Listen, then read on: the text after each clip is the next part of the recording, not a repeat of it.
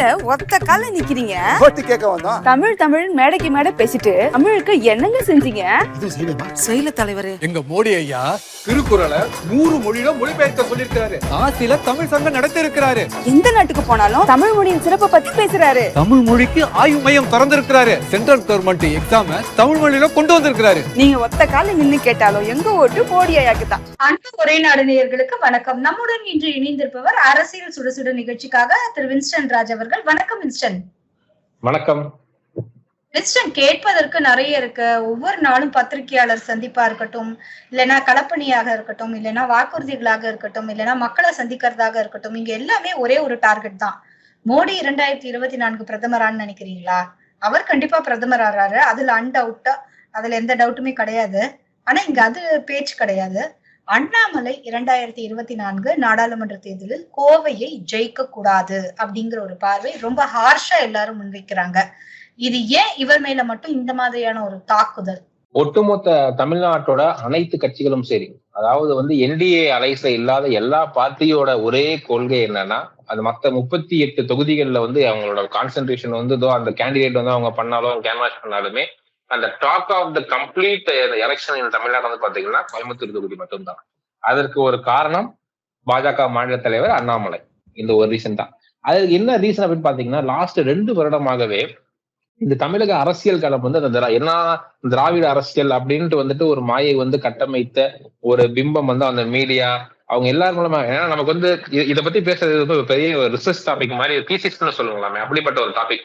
தமிழ்நாட்டுல மீடியா ஒரு அவங்களோட வளர்ப்புல இருந்தே, அவங்க ஸ்டார்டிங் நான் மீடியாவுக்கு போகணும் அப்படிங்கிறதுல இருந்தே அவங்களோட திராவிட இதை ஊட்டி, அந்த பெரியாரிய கொள்கைகளாக இருக்கட்டும், இதெல்லாம் சொல்லி அவங்க மோல்டு பண்ணி கொண்டு ஒரு ப்ராடக்டா கொடுக்குறாங்க.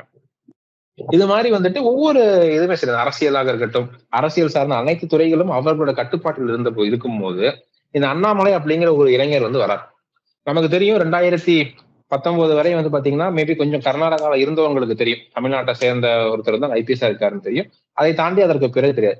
திடீர்னு அண்ணாமலை அவர்கள் இந்த 2020 வருஷம் ஒரு மேபி செகண்ட் தேர்ட் குவார்டர் டைம்ல எப்படி அறியப்படுறாருன்னா, முதல்ல மீடியாக்கள்ல திரு ரஜினிகாந்த் அவர்களுடைய முதல்வர் வேட்பாளர் அப்படிங்கிற மாதிரி மீடியாவோட போக்கஸ் அவருக்கு போகுது. ஐ திங்க் இந்த விகடனோட அந்த விவசாய பதிப்பு அந்த இதுல அவரை பத்தியான ஒரு ஆர்டிக்கல் வராங்க. அதற்கு பிறகு சில பத்திரிகைகள்லாம் அவர் ரஜினிகாந்தோடைய முதல்வர் வேட்பாளர் அப்படிங்கிற இடத்துலதான் அவர் இன்டர்வியூ பண்ண போக்கஸ் பண்ண ஆரம்பிக்கிறாங்க. அதற்கு பிறகு அவரும் அதற்கு நிறைய வழிகள் சொன்னார், அவருடைய வழிகள் சொன்னார். அதற்கு பிறகு வி ஆல் நோஸ் அவர் பாஜக இணைந்த பிறகு அவர் எப்படி கேண்டிடேட் ஆனாலும் அதுக்கப்புறம் மாநில தலைவராக எப்படி உயர்கிறார் எங்களுக்கு எல்லாமே தெரியும். அவர் மாநில தலைவராக உயர்ந்த பிறகு அந்த ஆக்சிலரேஷனே பாத்துக்கோங்க, தமிழ்நாடு பாஜக ஒரு ஆக்சிலரேஷனே மாறிடுச்சு. தமிழ் இசை பீரியட்ல ஆரம்பிச்சு எல்முருகன் அவர்கள்லாம் தமிழக பாஜகவை ஒரு அடிமட்டத்திலிருந்து உயர்வதற்கு பல உழைப்புகள் பல வேலைகள் செய்தாலும் அண்ணாமலை அவர்கள் வந்த பிறகு இந்த ரீச் வேற மாதிரி போயிடுச்சு. அவர் பாத்தீங்கன்னா ஸ்ட்ரெயிட் ஃபார்வர்டா, ஏன்னா அவங்க எல்லாம் என்னதாலுமே ஒரு பாலிஷ்டு பாலிடிக்ஸ் மேற்கொண்டாங்க. ஓகே, இதை அட்டாக் பண்ணலாமா வேணாமா அப்படின்னு ரொம்ப யோசிச்சு பண்ணாங்க. பட் இவரோட ஒரே கொள்கை என்ன இருந்துச்சுன்னா, இந்த திராவிட சித்தாந்தத்தை ஏன்னா தமிழ்நாட்டுல பாஜக ஆட்சிக்கு வர்றது அப்படிங்கிறது இவங்க என்ன உழைச்சி என்ன பண்ணாலுமே இட் இஸ் நாட் ரொம்ப ஈஸியான ஒரு இது கிடையாது. அதுக்கு காரணம் என்னன்னா, அந்த அடிப்படை சித்தாந்தமாக இங்க திராவிட சித்தாந்தம் வேரூன்று இருக்கிறது. நம்ம என்ன நீங்க பேசினாலுமே சரி, இவங்க திராவிட சித்தாந்த அந்த தாட்ல தான் கொண்டு வருவாங்க. பாஜக அப்படின்னா என்ன சொல்லுவாங்க, ஓகே அவ்வளவு சிறுபான்மையினுக்கு எதிரானது, இங்க மத பிரச்சனை வந்துடும். சரி, கடந்த 10 வருஷம் எந்த ஸ்டேட்ல எந்த மத பிரச்சனை வந்திருக்கு அப்படின்னு சொன்னா அவங்க யாருக்குமே தெரியாது. உடனே கர்நாடகால பாருங்க, இஸ்லாமிய பெண்களை அவங்களுக்கு அந்த ஆடையை அணியக்கூடாதுன்னு சொன்னாங்க. நம்ம உடனே திருப்பி சேர்ப்போம், ஓகே தமிழ்நாட்டுல காலேஜ்ல இதற்கு முன்னாடி காலேஜுக்குள்ள அணிய நீங்க அலோவ் பண்ணிருக்கீங்களா, எக்ஸாம் அலோவ் பண்ணிருக்கீங்களான்னு பார்த்தா அவங்களுக்கு ஆன்சர் கிடையாது. அது மாதிரி ஆனா மக்களை முழுவதும் சிந்திக்க முடியாத அளவிற்கு அந்த திராவிட சித்தாந்தத்தை அவங்க கட்டமைச்சுக்கிட்டே இருக்கிறாங்க. ஸ்டில் தே ஆர் டூயிங் அந்த பாசறைகளை தொடர்ந்து கொண்டுதான் இருக்கிறார்கள். ஏன்னா அவங்களுக்கு தெரியும் அந்த சித்தாந்தம் முறைந்தான் அவருடைய அரசியல் கண்டிப்பா உடைஞ்சிரும். ஏன்னா இங்க இருக்கிற எந்த மக்களுக்குமே திமுக வாக்காளர்களாக இருக்கட்டும், அதிமுக வாக்காளர்களாக இருக்கட்டும், அவங்க யாருக்குமே DMK AIADMK mister clean party, அவங்க ஊழலே செய்ய மாட்டாங்க அப்படிங்கிற தாட்லாம் யாருக்குமே கிடையாது. அவங்க எல்லாருக்குமே தெரியும் இவங்க எப்படி ஊழல் செஞ்சிருக்காங்க. அது சும்மா பேசிக்ஸ். அவங்க எப்படி வந்தாங்க, இன்னைக்கு அவங்கள்ட்ட எவ்வளவு சொத்து இருக்கு அப்படிங்கிறத கூட யோசிக்க முடியாத மக்கள் கிடையாது. அதெல்லாம் இருந்தாலும் அவங்க வேற மாதிரி மூளை செலவை செய்யப்பட்டிருக்கிறார்கள். இது நம்ம கட்சி, இது வட இந்திய கட்சி, இந்த கட்சி வந்துச்சுன்னா நமக்கான எந்த இதுவுமே இருக்காது அப்படின்ட்டு. ஆனா வந்து மக்கள்கிட்ட வந்து இவங்க என்னெல்லாம் செஞ்சிருக்காங்க அப்படிங்கிற அந்த ஒரு தாட், ஏன் ஒரு பையனாலேயே இருக்கட்டுமே, let him be a beneficiary of Modi scheme. ஒரு ஸ்கீம் 2 ஸ்கீம் இல்ல, 10 ஸ்கீமோட பெனிஃபிஷரியா இருந்தாலுமே மனதளவில் அவர் வாக்காளராக மாறியுள்ளாரா என்ற கேள்வி வந்து ரொம்ப ஒரு பெரிய கேள்வி மார்க். அந்த கேள்விக்குறியை வந்து அண்ணாமலை அவர்கள் அட்டாக் பண்ண ஆரம்பிச்சார். ஒவ்வொரு இடத்துலயுமே அவரோட அந்த மீடியா பிரசன்டேஷன், அது அந்த பாயிண்ட் ஸ்டாட்டிஸ்டிக்ஸா பேசுறது, இவங்க திமுகவோட கொள்கைகளை வந்து ஒவ்வொரு பாயிண்டா வந்து ஃபைல் பண்றது, அவங்கள பத்தி இந்த டிஎம்கே ஃபைல்ஸ் வெளியிடுறதா இருக்கட்டும், சில ஆடியோக்கள் வெளியிடுறதாக இருக்கட்டும், முக்கியமாக அனைத்து தரப்பு மக்களிடமும் வந்து அவர் கவரப்பட்டது இந்த பிரஸ் மீட். ஏன்னா அந்த பிரஸ் மீட் அப்படிங்கிறது தமிழ்நாட்டில இருந்து ஒரு சம்பிரதாய பிரஸ் மீட்டா தான் இருக்கும். அதற்கு மேல அதற்கு முன்னாடி வந்து கொஞ்சம் அவங்க பிரஸ்ஸை வந்து ஒரு ஆக்ரோஷமா இல்ல கரெக்டான வகையில கையாண்டா பிரஸ் வந்து அவங்க வேற மாதிரி வந்து திருப்பிடும். விஜயகாந்த் அவர்கள் நம்ம பார்த்தோம்.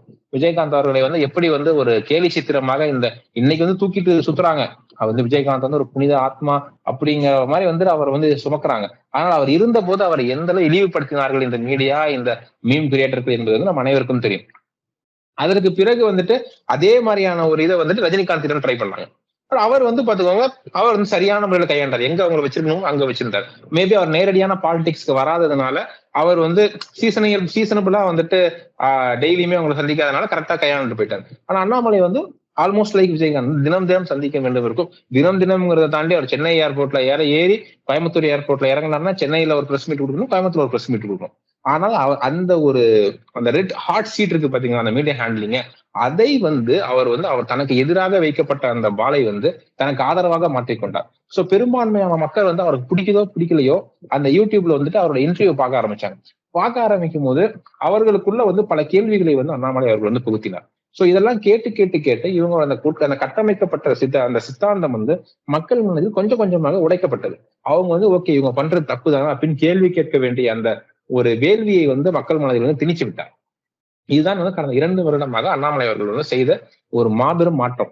இப்படிப்பட்ட ஒரு மாற்றத்தை உருவாக்கி கொண்டு 2024 தேர்தலில் ஒருவேளை அண்ணாமலை அவர்கள் வென்று விட்டால் அவர் வந்து அந்த கோயம்புத்தூரை வந்து இன்னைக்கு கூட வந்து அந்த கோயம்புத்தூருக்கு அப்படின்ட்டு வந்து ஒரு ஸ்பெஷலான ஒரு அஜெண்டா ரிலீஸ் பண்ணிருக்காரு, மேனிஃபெஸ்டோ ரிலீஸ் பண்ணிருக்காரு. அதை பற்றி மேபி நம்ம அடுத்தடுத்த எபிசோட்ல வந்து நம்ம பேசுவோம்.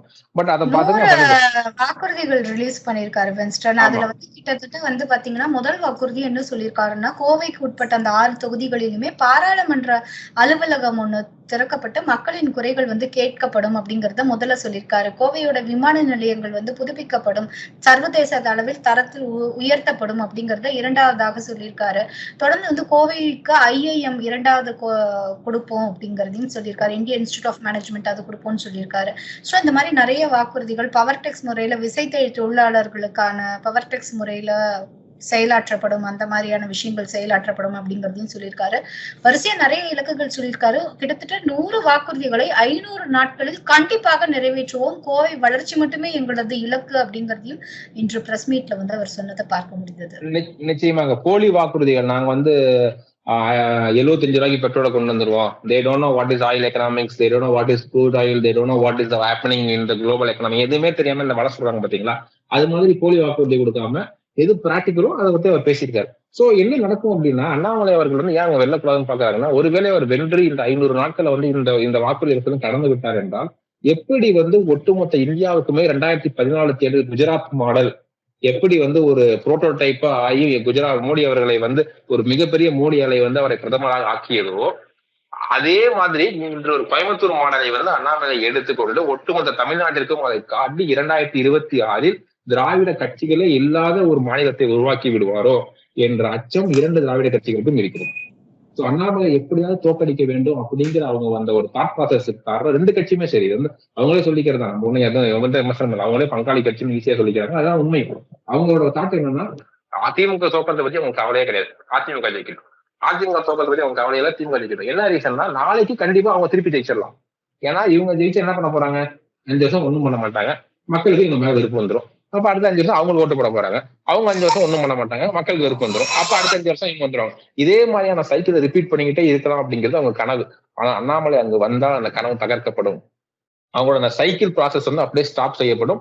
அவரோட வே ஆஃப் டெலிவரி, இன்னொன்னு அவர் எந்த அளவிற்கு பாரத பிரதமர் நெருங்கி இருக்கிறார் அப்படிங்கிறது வந்து நம்ம வந்து கண்ணு முன்னாடி ரொம்ப ஈஸியா தெரியுது. அவர் தட்டி கொடுத்ததாக இருக்கட்டும், அண்மையில அந்த 2-3 நாளைக்கு முன்னாடி வந்துட்டு தயாநிதி மாறன் அவர்களுடைய விமர்சனத்திற்கு வந்து பிரதமர் அவர்கள் பதில் சொன்ன விதமாக இருக்கட்டும். சோ வந்து எந்த அளவு is close to his heart அப்படிங்கிறது தெரியுது. அப்படி இருக்கும்போது எவ்வளவு விரைவாக கோயம்புத்தூருக்கு சென்று அந்த திட்டங்களை செயல்படுத்தி கோயம்புத்தூரை உண்மையானதுமே வந்து ஒரு மாடல் சிட்டியா வந்து அவர் மாத்திருவாரு அப்படிங்கிறத இந்த திராவிட கட்சிகளை சார்ந்தவர்களுக்கு சொல்ல போனா பாரதிய ஜனதா கட்சியை சார்ந்தவர்களை விட திராவிட கட்சிகளை சார்ந்தவர்களுக்கு 100% தெரியும். அது நடந்துடக்கூடாது. அது நடந்துட்டா ஒட்டுமொத்த தமிழ்நாட்டிலுமே நமக்கு அரசியல் கிடையாது அப்படிங்கிற ஒரு காரணத்திற்காக தான் எப்படியாவது இந்த கோயம்புத்தூர்ல அண்ணாமலை தோற்றே ஆக வேண்டும் என்கிற ஒரு கங்கணம் கட்டி கொண்டு இந்த கட்சிகள் செயல்பட்டு கொண்டிருக்கிறார்கள். அந்த ஒரு ரீசன் தான். நீங்க அவங்களோட வலைதளமாக இருக்கட்டும், அவங்களோட ஐடிவிங்கா இருக்கட்டும், ஏதாவது ஒரு இடத்துல அண்ணாமலை தப்பு செய்ய மாட்டாரா அப்படின்ட்டு கதை கட்டுறது, அவரோட மிஸ்டர் கிளீன் இமேஜை வந்து உடைக்கிறதுக்கு வந்து இன்னைக்கு நேற்று முயற்சி கிடையாது. அவர் அரசியலுக்கு வந்த நாள்ல இருந்தே சரி, ஸ்டிங் ஆபரேஷன் பண்றேன், அதை பண்றேன், இதை பண்றேன்ட்டு அவர் போலீஸா ஒர்க் பண்ணிட்டு இருந்த எல்லா இடத்துலயுமே போயிட்டு இதாக கண்டுபிடிக்கலாமான்னு பார்த்தாங்க. அவங்கதான் நம்ம போன வருஷம் பார்த்தேன், சில 2 புலனாய்வு புலிகள் வந்து தமிழ்நாட்டுல இருந்து போனாங்க. ஏதோ கண்டுபிடிக்கிறாங்க, ஒரு பய கண்டுக்கல இங்க. சோ அது மாதிரி எப்படியாவது வந்து ஒரு காமன் பப்ளிக்ட வந்து அவர் நேம ஃபைல் பண்ண முடியுமா, டேமேஜ் பண்ண முடியுமான்னு எல்லா வகையான முயற்சியும் நடந்து கொண்டிருக்குது. இன்னும் சொல்ல போனா இன்னும் எலெக்ஷனுக்கு வந்து ஒரு 5 to 6 days இருக்கு. இன்னும் வந்து நிறைய விஷயங்கள் வந்து அவங்க ட்ரை பண்ணுவாங்க. ஏன்னா அவங்களுக்கு இருக்கிற ஒரே வாய்ப்பு அண்ணாமலை அவர்களை வீழ்த்த வேண்டும். அண்ணாமலை அவர்கள் வென்று விட்டால் அடித்து சொல்லலாம் 2026 அந்த கோயம்புத்தூர் மாடல், குஜராத் மாடல் எப்படியோ அதே மாதிரி அந்த கோயம்புத்தூர் மாடல் வந்து ஒட்டுமொத்த தமிழகத்திற்குமே வழிகாட்டியாக இருக்கும். 500 நாள், ஏன்னா எல்லாமே கேட்காது, 500 நாட்கள் அந்த மனுஷனால செய்யறாப்புல. நீ இங்க எம்பியா இருக்கிற, நீ என்ன கிழிச்ச? நீ கடந்த 5 வருஷமா 2014-19 ஏடிஎம்கே இருந்தீங்க, அடுத்த 5 வருஷம் நீங்க டிஎம்கே இருந்தீங்க, அதுக்கு முன்னாடி உங்க கவர்மெண்ட் இருந்து சென்ட்ரல் இருந்துச்சு, நீங்க என்ன கிழிச்சிங்க அப்படின்ட்டு இப்பயே நம்ம பார்க்கலாம். ஒவ்வொரு தெருவுலையுமே ஆளுங்கட்சி எம்பிகளை வந்து மக்கள் வந்து எந்த அளவு வந்து உள்ள விடாம கேள்வி கேட்கறாங்கன்னு தெரியுது. இந்த பக்கம் கோயம்புத்தூர் மாடலை காட்டிட்டாருன்னா என்ன நடக்கும்? ஏன்னா கோயம்புத்தூர் மட்டும் கிடையாது, ஏன்னா கோயம்புத்தூர் பக்கம் வந்து பொள்ளாச்சி பக்கத்துல, அந்த பக்கமேட்டு வந்து திருப்பூர், ஸோ எல்லாமே வந்து ஈஸிலி அஃபெக்ட் ஆயிரும். அந்த கொங்கு பெல்ட் எல்லாமே வந்துட்டு அந்த ஒரு கோயம்புத்தூரோட குரோத்ல வந்து டெவலப் ஆயிட்டதுனால ஸோ அந்த கம்ப்ளீட் வெஸ்டர்ன் ஜோனையே வந்து இந்த கட்சிகள் மறந்துடணும். வெஸ்டர்ன் ஜோன் மட்டும் கிடையாது, அதுக்கப்புறம் நான் முன்னாடி சொன்ன மாதிரி அந்த மாடல் அவங்க வந்து ஒரு சாம்பிளா காட்டி தமிழ்நாட்டையே 2026 ஸ்ப்ரீட் பண்ண முடியும் என்பது அகைன் நான் வந்து பாயிண்ட் அவுட் பண்றேன். பிஜேபி காரங்க நம்புறாங்களோ இல்லையோ, அண்ணாமலை தான் இதான் நடக்கும் அப்படின்ட்டு திராவிட கட்சிகளை சேர்ந்தவர்கள் நம்புகிறார்கள். அந்த ஒரு காரணத்திற்காக they will go to any extent to defeat Annamalai. ஆனால் மக்கள் தயவு செய்து தெளிவாக புரிஞ்சுக்கோங்க. இன்னைக்கு ஒரு ரொம்ப மெயின் எக்ஸாம்பிள், அந்த காமர்ஸ் சேம்பர் அவங்க வந்து 3 கட்சியை சேர்ந்த வேட்பாளர்களையும் வந்து மீட்டிங் பேசியிருந்தோம்ல வின்ஸ்டன் இதை பற்றி. ஆமா நம்ம பார்த்தோம். இன்னொன்னு நீங்க பாத்துக்கோங்க, அதிமுக வேட்பாளர் வந்து அவரோட முதல் 2வது சந்திப்பிலே சொன்னாரு, என்னோட நேருக்கு நேர் விவாதத்துக்கு வர தயாரா அப்படின்னாரு. இன்னைக்கு வந்து ஒரு தேர்ட் பார்ட்டி, எந்த ஒரு அரசியலும் சாராத ஒரு கமர்ஷியல் வந்து ஒரு பிசினஸ் மட்டுமே நோக்கமுள்ள ஒரு சேம்பர் வந்து கூப்பிடுறாங்க. ஏன் 3 பேரும் போயிட்டு அண்ணாமலை அவர்களோட விவாதம் செய்து அண்ணாமலை அவர்களுடைய அறிவும் ஆற்றலும் அவருடைய திட்டங்களும் பொய்யானது அப்படின்னு நீங்க ப்ரூவ் பண்ணிருக்கலாம்ல. இதை விட ஒரு ஆப்பர்ச்சுனிட்டி கிடைக்குமா? ஏன்னா நான் பாக்குறோம், ஒரு வளர்ந்த நாடான யுனைடெட் ஸ்டேட்ஸ்ல பாக்குறோம், ஒரு பிரசிடென்ட் எலெக்ஷன்ல வந்து அந்த கேண்டிடேட் அந்த ஒரு அவங்களோட அந்த பேச்சுவார்த்தை, அந்த மீட்டிங் டிபேட் இருக்கு பாத்தீங்களா, it plays a very vital role in deciding the candidate. அது மாதிரியான ஒரு ஆப்பர்ச்சுனிட்டி கிடைக்கும் போது உண்மையாலுமே இவர் சொல்றாருல, நானும் பிஎஸ்ஜி, நானும் ஐஏஎம் அப்படின்னு ஒரு சொல்லிக்கிறார் ஒரு அதிமுக வேட்பாளர். இன்னைக்கு போய் ப்ரூவ் பண்ணிருக்க வேண்டியதானே, உங்க பிஎஸ்சி திறமையும் உங்க ஐஏஎம் திறமையும் அண்ணாமலை விட்டார்ல, அது சொல்லிக்கிறாங்க. அண்ணாமலை படிச்ச ஐஏஎம் கூட நான் பெரிய ஐஏஎம், அதோட ஹை வேல்யூ ஐஏஎம்ல படிச்சேன்னு சொல்லிக்கிறாருல. இன்னைக்கு இந்த stage is set for you. நாங்க உங்களை பாக்கல, நாங்க அண்ணாமலை பார்த்திருக்கோம், நீங்க ப்ரூவ் பண்ணுங்க. ஆப்வியஸ்லி மக்கள் ஒத்துக்க போறாங்க. ஏன்னா மக்கள் வந்து ஒன்னு அண்ணாமலைக்கு பின்னாடி வந்து ஒரு ஆட்டு கூட்டமா போல கிடையாது. மக்கள் வந்து அண்ணாமலை கேள்வி கேட்டு அந்த கேள்விக்கு பதில் சொல்றதுனால தான் அண்ணாமலைக்கு ஓட்டு போடுறாங்க. அது நீங்க அண்ணாமலைக்கு வந்து ஒண்ணுமே தெரியாது அப்படின்ட்டு நீங்க ப்ரூவ் பண்ணி இருக்கலாமே. ஒரு நாள் கூட வரல, அண்ணாமலை மட்டும்தான் தனி ஒரு சிங்கமாக போய் அந்த அமர்ந்தா. ஹி வெயிட்டட் ஃபார் தம், வாங்க பேசலாம் அப்படின்னு உட்கார்ந்தாரு. ஏன்னா அவருக்கு வந்து மடியிலையும் பயம் கிடையாது, சப்ஜெக்ட் நாலேஜும் தெரியும், அவரோட பிளானும் அவருக்கு முன்னாடி இருக்கு. So every thing before him is very clear. அதனால போய் பார்த்தா இவங்க யாருமே வரல. ஸோ வந்துட்டு இதையே வந்து மக்கள் வந்து உண்மையாலுமே வந்துட்டு ஒரு ஃபேக்டர் ஆஃப் செலெக்ஷனா எடுத்துக்கலாம். ஸோ வந்து இவங்க மற்றவங்க ஏன் அவங்க போல, அப்ப இவர் தானே போய் நிக்கிறாரு அப்படிங்கிற ஒரு விஷயத்த வந்து கண்டிப்பா மக்கள் வந்து யோசிச்சு பார்ப்பாங்கன்னு நான் 100% நம்புறேன். ஏன்னா கோயம்புத்தூர் வந்து லிட்ரஸி ரேட்ல வந்துட்டு இருக்கட்டும், பிசினஸ் ரேட்டா இருக்கட்டும், ஒரு செல்ஃப் சஃபிஷியன்டான ஒரு சிட்டி அது. ஏன்னா தமிழ்நாட்டுல வந்து மற்ற மாவட்டங்கள் வந்து இன்னொரு மாவட்டம் டிபெண்ட் பண்ணாம கோயம்புத்தூர் பார்த்தீங்கன்னா ஒரு பக்கா செல்ஃப் சஃபிஷியன்ட் சிட்டி. அந்த மாவட்டத்தை அனைத்து தேவையிலும் அந்த மாவட்டமே பூர்த்தி செய்யும் அளவிற்கு செல்ஃப் சஃபிஷியன்ட் சிட்டி. ஆனா அவங்களுக்குள்ள இருக்கிற பிரச்சனை வந்து பாத்துக்கோங்க, ஒரு ஸ்டாக்னட் ஆயிடுச்சு, அவங்க growth ஸ்டாக்னட் ஆயிடுச்சு. குடிநீர் பிரச்சனை, கேரளாவோட இவங்க கூட்டணியில தான் இருக்காங்க. ஆனா அந்த சிறுவாணி தண்ணீரை என்னெல்லாம் பிரச்சனை இருக்கு அப்படிங்கிறது வந்து ஒவ்வொரு வருடமும் நம்ம பார்த்துட்டு இருக்கோம். ஸோ இவ்வளவு பிரச்சனைக்கும் ஒரு தீர்வு அவங்களுக்கு வேணும்னா ஒரு லெவல்ல வந்து அந்த ஸ்டாக்னட்டான வளர்ச்சியை வந்து அடுத்த கியர் போட்டு அவங்க அடுத்த லெவலுக்கு கொண்டு போகணும் அப்படின்னா அவங்க இன்டர்நேஷனல் ஏர்போர்ட், ஏன்னா they have so much of international companies there, அவ்வளோ பிசினஸ் இருக்கு. அதுக்கு வந்து அவங்களுக்கு வந்து ஒரு இன்டர்நேஷனல் ப்ராப்பரான ஒரு வெல் கனெக்டட் இன்டர்நேஷனல் ஏர்போர்ட் வேணும். அது வேணும். அவங்களுக்கு நல்ல ஒரு ஹைவேஸ் வேணும், ரோட் கனெக்டிவிட்டி வேணும், உள்ள ஒரு மெட்ரோ ட்ரெயின் வேணும். இதெல்லாம் வந்து இவங்க சொல்றாங்க நாங்க மெட்ரோ ட்ரெயின் கொண்டு வரோம், அதெல்லாம் கொண்டு வரல.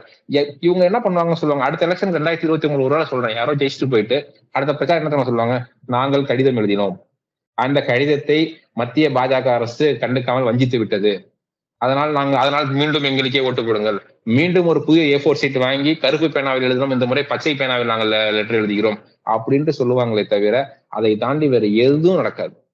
Give your constituency to Annamalai. அவர் கண்டிப்பா உங்களோட அந்த கான்ஸ்டிடியூன்சியை வந்து ஒரு மாடலான ஒரு சிட்டியா மாற்றி காட்டுவார். நீங்க வந்து அடுத்த தலைமுறைக்கு பெருமையாக சொல்லலாம். நான் வந்து ஏன்னா நம்ம ஒட்டுமொத்த தலைமுறைக்குமே நம்மளுடைய முந்தைய தலைமுறைக்கு வந்து பாத்தீங்கன்னா ஒரு கில்ட்டி ஃபீலிங் இருக்கும். நாங்க வந்து காமராஜரை தோற்கடித்த தலைமுறைன்னு இருக்கும். ஆனா வருங்கால தலைமுறை கோயம்புத்தூர் மக்கள் வந்து சொல்லலாம், நாங்கள் அண்ணாமலையை வெல்ல வைத்த தலைமுறை, அதனாலதான் இன்னைக்கு நம்ம சிட்டி வளர்ந்துருக்கு அப்படின்ட்டு அவங்க ஈஸியா சொல்லலாம். அதற்கு அவங்களுக்கு கையில இருக்க ஒரே ஒரு மிகப்பெரிய ஆயுதம் வருகின்ற 19ஆம் தேதி அண்ணாமலை அவர்களுக்கு வாக்களிக்க வேண்டும். அது மட்டும்தான் அவர்களுக்கு வளர்ச்சியை தரும், அது மட்டும்தான் அவர்களுக்கு வாழ்வாதாரத்தை உயர்த்தும், அது மட்டும்தான் அவருடைய ஒட்டுமொத்த கனவையும் நிறைவேற்றும். ரொம்ப சூப்பரா ரொம்ப அழகா சொன்னீங்க வின்ஸ்டன். நிறைய reasons why the Kovai people want to vote Annamalai அப்படின்னு சொல்லிட்டு கோவை பீப்புளை தாண்டி அவர்களுடைய வாழ்க்கைக்கும் வாழ்வாதாரத்தின் தரத்தை உயர்த்துவதற்கும் கண்டிப்பாக அண்ணாமலை போன்ற ஒரு வேட்பாளர் கோவை போன்ற பொட்டன்ஷியல் இருக்கிற சிட்டிக்கு அவசியம் தேவை அப்படிங்கிறது நீங்க. ஆனா அதை கண்டிப்பா மக்கள் உணர்ந்துதான் இருப்பாங்கன்னு நினைக்கிறோம். இதை விட ஒரு முக்கியமான விஷயம் என்று வந்து ஊடகங்கள்ல பெருசா பேசப்பட்டது என்னன்னு பாத்தீங்கன்னா, நீலகிரி தொகுதியில போட்டியிடும் ஆண்டிமுத்து ராசா அவர்கள் வந்து அவர்களுடைய செலவினங்களை வந்து அந்த IAS கலெக்டரே வாலண்டியரா அதை யார பாக்குறாங்களோ இந்த தேர்தல் ஆபீசர் அவங்க கிட்ட இருந்தே நகல் கூட எடுத்திருக்காங்க. நகல் எடுத்து இந்த செலவினங்கள் எல்லாம் குறைக்கணும் அப்படிங்கறதையும் சொல்லியிருக்கிறதாகவும், இந்த செலவினங்களை நீங்க குறைச்சு காட்டாத்தி இதுல ஏதாவது பிரச்சனை வந்ததுன்னா உங்க உயிருக்கே ஆபத்து அப்படிங்கிற மாதிரி ஒரு மிரட்டல் விடுத்திருக்காங்க, அதுவும் மாவட்ட ஆட்சியர். சோ அடிப்படையா அவங்க என்ன சொல்ல வராங்கன்னா, நீலகிரி மாவட்டத்தின் ஆட்சியர் அருணா அப்படிங்கிறவங்க வந்து திமுக வேட்பாளரான ராசாவுக்கு ஃபேவரா தன்னை நடக்க வற்புறுத்துவதாக தேர்தல் அலுவலகத்தை கண்காணிக்கும் அந்த அதிகாரி சொல்லியிருக்காரு. தேர்தல் நடத்தை விதிகளை கண்காணிக்கும் அந்த அதிகாரி ஒரு குற்ற லெட்டரை எழுதியிருக்காரு. அவர் வந்து எலெக்ஷன் கமிஷனர் டெல்லி வரை அந்த லெட்டர் எழுதியிருக்காரு. நிச்சயமா இது வந்து ஒரு மிகப்பெரிய அதிகார துஷ்பிரயோகமா தான் பார்க்கணும். ஏன்னா எலெக்ஷன் கமிஷன் வந்து அவர்களுடைய கையில வந்து ஒன்ஸ் இந்த விதிகள் தேர்தல் விதிகள் வந்து அமலுக்கு வந்த உடனே அவர்கள் கையில வந்து எல்லா இதையுமே எடுத்துக்கிறாங்க, அவங்க ஃபுல் கட்டளமே எடுத்துக்கிட்டாலுமே நான் மேபி அடுத்த முறை வந்து அந்த கலெக்டர்ஸ் இருக்காங்க பாத்தீங்கன்னா, எப்படி வந்து அந்த எலெக்ஷன் டைம்ல வந்து அங்க இருக்கிற அந்த போலீஸ் துணை ராணுவ படை வந்து மற்ற மாநிலத்துல இருந்து கொண்டு வராங்களோ அது மாதிரி மேபி அந்த IAS ஆபீசர்ஸே வந்து அந்த மெயின் அட்லீஸ்ட் அந்த டிஸ்ட்ரிக்ட் மேஜிஸ்ட்ரேட்டையாவது வந்துட்டு ஒரு வெளி மாநிலத்திலிருந்து தமிழ்நாட்டுக்கு எந்த ஸ்டேட்டோ அந்த ஸ்டேட்டுக்கு சம்மந்தம் இல்லாத ஒரு ஆளை கொண்டு வரணும். ஏன்னா இது வந்து they are getting wrongly influence. ஏன்னா இப்ப நம்ம வந்து சொல்றோம் அந்த கலெக்டர் வந்து நம்ம ஈஸியா சொல்றோம், ஆனா ஆஃப்டர் April 19 இல்ல அட்லீஸ்ட் ஆஃப்டர் ஜூன்னாலோ again that particular officer has to report to the state government. So அவங்களுக்கு வந்துட்டு அந்த ஒரு பயம் இருக்கும். ஏன்னா நம்ம பழைய ஹிஸ்டரியில வந்து நம்ம பார்த்துருக்கோம், அந்த டைம்ல வந்து நான் நேர்மையா தான் நடந்துக்கிறேன் அப்படின்னு நடந்துகிட்ட கலெக்டர்ஸ் வந்து அகைன் இவங்க கைக்கு பவர் வந்த உடனே இவங்க வந்து எப்படி தூக்கி வீசுறாங்க அப்படின்னு நம்ம பார்த்திருக்கோம். அதுதான் அதை தாண்டி வந்து இது வந்து ஒரு அதிகார துஷ்பிரயோகம். ஏன்னா என்னதான் அழுத்தம் இருந்தாலும் அவருடைய பணியை தான் செய்யணுமே தவிர இன்னும் அவங்க வந்து அந்த ஒரு ப்ரெஷருக்கு வந்து கட்டுப்படுறாங்கிறதுக்காக இன்னொரு ஒரு நேர்மையான அதிகாரியையும் வந்து ஒரு துன்புறுத்து வந்து நிச்சயமா இது வந்து ஒரு கிரிமினல் அஃபென்ஸா தான் நம்ம பார்க்கணும். ஏன்னா அவர் வந்துட்டு ஒரு லெட்டர் வந்து ஏன்னா யாரோ ஒரு பொதுஜனமோ இல்ல யாரோ வந்து ஒரு எதிர்கட்சி ஆட்களோ சொல்லவில்லை. வந்து அந்த இடத்துல ஒரு ரிட்டர்னிங் ஆபீசர் வந்து ஒரு கம்ப்ளைண்ட் பண்றாரு அப்படின்னா it's a big serious issue. இது வந்து நம்ம ஒட்டுமொத்த அந்த ஒரு தேர்தல் ஈகோக்கே அது கம்ப்ளீட்டா வந்து இது வந்து ஒரு பிரச்சனையை தான் சொல்லுவோம். இது தமிழ்நாட்டுல வந்து பல இடங்கள் நடக்குது, ஏன்னா நமக்கு தெரியுது. ஏன்னா அண்மையில கூட பாலிமர் வந்து ஒரு இது பிரேக் பண்ணாங்க. வேல்ராஜ் அப்படிங்கிற அந்த பாலிமர் ரிப்போர்ட் வந்து ஒரு ஆடியோ நம்ம எல்லாம் பார்த்தோம். ஒரு ஐ திங்க் BDOன்னு நினைக்கிறேன், சம்வேர் தென்காசி கடையநல்லூர் அது மாதிரி ஏதோ ஒரு ஏரியால வந்துட்டு அவங்க வந்து பேசுனாங்க. அந்த பர்டிகுலர் அந்த திமுக அவர் கேட்கிறாரு, நீங்க வந்து போற டவுன் பஸ்லயும் அரசு பேருந்துல ஏறி ஒரு சாமானிய மக்கள் வச்சிருக்க மஞ்சள் பை ஓபன் பண்ணி செக் பண்றீங்க, ஆனா வந்து ஆளுங்கட்சி திமுகவோட அந்த வேட்பாளர்களும் அவங்க சம்பந்தப்பட்ட கார்ல வந்துட்டு போனாங்கல்ல, நீங்க வந்து எதுவுமே செக் பண்ண மாட்டேங்குன்னு கேட்கும்போது அவங்க பதில் சொல்லவே முடியல. ஸோ இது வந்து நம்ம எல்லா இடத்துலயும் பாக்குறோம். பட் இந்த மற்ற ஆபீசர்ஸ் வந்து அது மாதிரியான ஒரு அதிகார துஷ்பிரபத்துக்கு வந்து துணை போயிட்டு அமைதியா போயிடுறாங்க, நமக்கு எதுக்கு கம்பெனிட்டு. பட் இந்த ஆபீசர் வந்து மேபி ஒரு சரியான ஒரு ஸ்டெப், அவரால் செய்ய முடியலனாலும் பரவாயில்ல, அவருக்கு என்ன பிரச்சனை வந்தாலும் பரவாயில்ல, இது நம்ம வெளி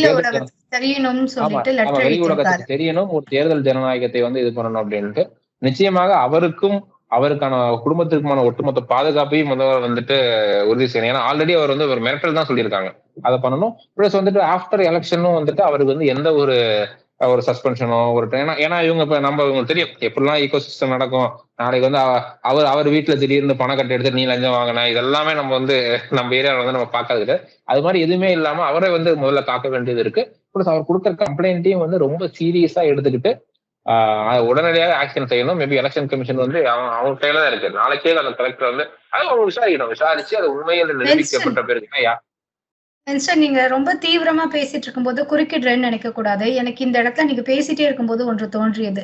இதே வந்து சென்ற ஆட்சியில எதிர்கட்சி தற்போதைய முதல்வர் எதிர்கட்சி தலைவராக இருக்கும்போது நடந்திருந்தா என்ன தெரியுமா சொல்லியிருப்பாங்க, இது ஜனநாயகமே செத்து போச்சு, இது வந்து ரொம்ப பிரச்சனை, இது மாதிரிதான் எல்லா கலெக்டரும் நடக்கிறாங்க அப்படிங்கிற ஒரு குண்டை தூக்கி போட்டிருப்பாங்க, ஒரு குற்றத்தை முன்வைத்திருப்பாங்க. இது குறித்து எல்லா ஊடகங்களும் செய்திகளை வெளியிட்டிருக்கும், இது குறித்து உடனே ஒரு போராட்டங்கள் நடந்திருக்கும், வீட்டு வாசல்ல பிளக்கார்டை பிடிச்சு நின்று இருப்பாங்க. இந்த மாதிரியான நிறைய சீனை நம்ம பார்த்திருப்போம். ஆனா இந்த மாதிரியான ஒரு சீன்ஸ் கூட இப்போ வரவே இல்லை வின்ஸ்டன். ரொம்ப ஆச்சரியமா இருக்கு. ஏதோ நம்ம 2 பேரும் தான் அதை பத்தி பேசுற மாதிரி இருக்கு எனக்கு. இல்ல இது வந்து வருத்தத்திற்குரிய விஷயம். வந்து அகைன் வந்து அண்ணாமலை அவர்கள் வந்து அந்த 2 நாட்களாக மீடியாவிடம் வந்து எவ்வளவு கஷ்டப்பட்டு சண்டை போட்டுட்டு இருக்காரு. வேற நீங்க எல்லாம் வந்து ஒரு அறத்தை ஃபாலோ பண்றீங்களா, மீடியாங்கிற அறம் உங்கள்ட்ட இருக்கிறதா அப்படின்றது நீங்க வந்துட்டு ரொம்ப அக்ரெசிவா கேட்டிருக்காரு. சோ அதான் உண்மை. பாருங்க இவ்வளவு பெரிய விஷயம் வந்து இருக்கு, அதை பிளாஷ் நியூஸா இதாக்கி மக்கள்கிட்ட கொண்டு போய் சேர்க்க வேண்டிய கடமை வந்து இந்த மீடியாவுக்கு இல்லையே. எந்த ஒரு மீடியாவும் விவாதம் ஆக்கவில்லையே. என்னதான் நாங்க தான் நேர்மை, நாங்க தான் எங்களை நம்புங்க, இன்றைய ஒட்டுமொத்த இதையே நாங்க வெளிச்சம் போட்டு காட்டணும்னு சொல்லி கொண்டிருக்கோம். எந்த ஒரு மீடியாவுமே இதை காட்டலையே. எப்படி அவர்களாம் விலை போயிருக்கிறார்கள் அப்படின்னு நினைக்கும் போது வருத்தமா தான் இருக்கு. பட் வந்துட்டு இதுக்கான பதிலையும் அண்ணாமலை அவர்கள் சொல்லிவிட்டாருன்னு நினைக்கிறேன். ஒருவேளை அவங்க இன்னைக்கு சொல்லிட்டாங்கன்னா நாளைக்கு, ஏன்னா இன்னைக்கு வந்து ஐ திங்க் அந்த கேபிள் டிவி கண்ட்ரோல்லாம், அரசு கேபிள் டிவி கண்ட்ரோல்லாம் கவர்மெண்ட் தான் இருக்கும்னு நினைக்கிறேன். அதெல்லாம் எலெக்ஷன் கொஸ்டின் எடுத்துக்க மாட்டாங்க. ஸோ நாளைக்கே அந்த சேனல் இருட்டடிப்பாயிருக்கும். இது மாதிரியான அவங்களுக்கான பிசினஸ் என்னதான் அவங்க வந்து யார் அந்த பிசினஸை தாண்டி அவங்க யாரும் பண்ண போறது இல்லை. அவங்க பிசினஸ் அஃபெக்ட் ஆகும் அப்படிங்கிறதுக்காக அவங்க எந்த ஒரு அறமோ நம்ம வந்து இது எதுவுமே கிடையாது. ஏன்னா இன்னைக்கு அண்ணாமலையோட பிரஸ் மீட்டை பாக்குறோம். அண்ணாமலைகிட்ட வந்து அவங்க கேட்கறாங்க எந்த கேள்வியுமே ஒரு வந்து முதல்வர் வரும்போதோ இல்ல வந்துட்டு உதயநிதி ஸ்டாலின் வரும்போதோ இல்ல வந்து ஒரு மூத்த அமைச்சர்கள் வரும்போது அவங்ககிட்ட கேட்கறது வந்து நம்ம பாக்குறதே கிடையாது. அவங்ககிட்ட வந்து ரொம்ப வந்து நம்ம ஆல்ரெடி பேசுற டாபிக் தான், ரொம்ப இலகுவான கேள்விகளை கேட்டுவிட்டு கடந்து சென்று விடுகிறார்கள். ஆனா வந்துட்டு அண்ணாமலை அவங்கள்ட்ட பாருங்க, 10 ரூபா குறைச்சாங்களா இல்ல தீபாவளிக்கு வந்து 10 ரூபா குறைச்சாங்க அப்படிங்கறத கூட வந்து இந்த பிரஸ் ரிப்போர்ட் நாங்க மறந்துட்டேன், அப்படி நீங்க 2 ரூபா எலெக்ஷன் அனௌன்ஸ் பண்ண 2 ரூபா குறைக்கிறீங்க அப்படிங்கிறாரு. இதெல்லாம் வந்துட்டு எது மாதிரியானா நமக்கு இது ஒன்றும் புதுசு கிடையாது. ஏன்னா தமிழக மீடியாவை வந்து அட்லீஸ்ட் வந்து ஒரு லாஸ்ட் மேபி ஆஃப்டர் ஜெயலலிதாவுடைய மரணத்திற்கு பிறகு நம்ம தமிழக மீடியாவை ஃபாலோ பண்ணாவே இவங்க மீடியாவோட டபுள் ஸ்டாண்ட் ட்ரிபிள் ஸ்டாண்ட் எல்லாமே நமக்கு தெரியும். எந்த அளவு வந்துட்டு அது நான் லைவ் டிபேட், நீங்களும் லைவ் டிபேட் நிறைய பார்ட்டிசிபேட் பண்றீங்க, உங்களுக்கு தெரியும். அந்த கோட்டு போட்டு அந்த நெறியாளர் அப்படின்ட்டு உட்காந்துருக்காரு பாத்தீங்களா, அந்த உட்காந்துட்டு இருக்கவங்க அவங்களும் வந்து நம்ம வந்துட்டு நீங்க வந்து ஒரு சரியான அரசியல் பேசுனீங்கன்னா நீங்க வந்து அந்த பார்ட்டிசிபென்ட்ஸை மட்டும் எதிர்த்து பேச மாட்டீங்க, அந்த நெறியாளரையுமே எதிர்த்து தான் நீங்க பேசி ஆகணும். இப்ப நிறைய டிபேட்ல இருந்து நெறியாளர் வந்து நமக்கு வந்து ரொம்ப தெரியும், அந்த திராவிட அந்த மாயை சார்ந்துதான் அவங்க இருப்பாங்க. அவங்களுக்கு ஏற்ற கேள்விகள் தான் கேட்பாங்க. நம்ம பேச வரும்போது அவ்வளவு ஒரு கேள்விகள், குறுக்கு கேள்விகள் வரும். நம்ம சொல்ல வர பாயிண்ட் வந்து எப்படியாவது மக்களுக்கு புரிஞ்சிடக்கூடாது, நம்ம பேசிடவே கூடாது அப்படிங்கிறதுல வந்துட்டு முழுக்க அவங்க வந்து அவங்களால போட்ட எல்லா எஃபர்ட்டுமே அவங்க போடுவாங்க. ஸோ இது மாதிரி இந்த ஒரு விஷயம் கிடையாது, தமிழ்நாடு முழுவதுமே இது மாதிரி விஷயங்கள் நடந்தாலுமே தமிழக மீடியாக்கள் வந்து என்ன பேசுவாங்கன்னா, அண்ணாமலையுடைய வேஷ்டியில வந்து இன்னைக்கு வந்து கருப்பு கலர் கரப்பட்டுச்சு, அண்ணாமலை போட்டிருக்க சட்டை வந்து கீழே விழுந்துச்சு அப்படின்ட்டு வந்து அண்ணாமலை வந்து ஏதாவது ஒரு அவற்ற நில குறை கண்டுபிடிக்க முடியுமா என்று மட்டும்தான் தேடி அலைவாக தவிர மக்களிடம் உண்மையை சொல்வதற்கு மிகவும் வருத்தத்துடன் சொல்கிறோம் இந்த தமிழகத்தில் எந்த மீடியாவும். ரொம்ப நன்றி வின்ஸ்டன். உண்மையாகவே நிறைய விஷயங்களை சூடாக இருந்தாலும் கூட ரொம்ப உண்மையான விஷயங்களை ஹாட்டா சொல்லியிருக்கீங்க அப்படின்னு தான் பார்க்கணும். அதை தாண்டி ஊடகங்கள் ஏதேனும் ஒரு வார்த்தை இல்ல ஊடக வீரர்கள் யாரேனும் அண்ணாமலை அவர்கள் செஞ்சது கரெக்ட் தானே அப்படின்னு பேசிட்டா உடனே அவங்களை நோக்கியும் சங்கி என்ற முத்திரை குத்தப்பட்டு விடுகிறது. இங்க வந்து உண்மையை பேசணும்னா நீங்க சங்கியா இருக்கணும் அப்படின்னு சொல்லிடுறாங்க, நேர்மையை சொல்லணும்னா சங்கியா இருக்கணும்னு சொல்லிடுறாங்க, நாட்டுக்கு நல்லது பண்றாங்க அப்படின்னு சொன்னா சங்கியா இருக்கணும்னு சொல்றாங்க. ஆனா இதெல்லாம் இதெல்லாம் எதுவுமே அவசியம் இல்லை. உண்மைக்கும் நேர்மைக்கும் உண்மை செய்பவர்களை உயர்ந்து தூக்குவதற்கும் இங்கு சங்கி அவசியம் இல்லை. நல்ல மனது இருந்தாலே போதும், நல்ல இந்திய குடிமகனாக இருந்தால் போதும் என்று சொல்லிக்கொண்டு ரொம்ப நன்றி வின்ஸ்டன். மீண்டும் நல்லதொரு சந்திப்பில் நாளை சந்திக்கலாம். நன்றி, வணக்கம். நன்றி. மீண்டும் மீண்டும் மோடி அரசு. தாமரைக்கு வாக்களியுங்கள்.